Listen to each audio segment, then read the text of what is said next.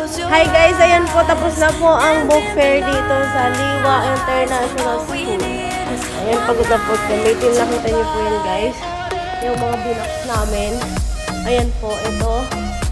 Yan, dalawa lang kami ni ate nag-box niyan. Grabe, diba? Oh, kayang-kaya yan. Ang hirap kaya kumita ng pera dito sa Dubai. Ayan guys.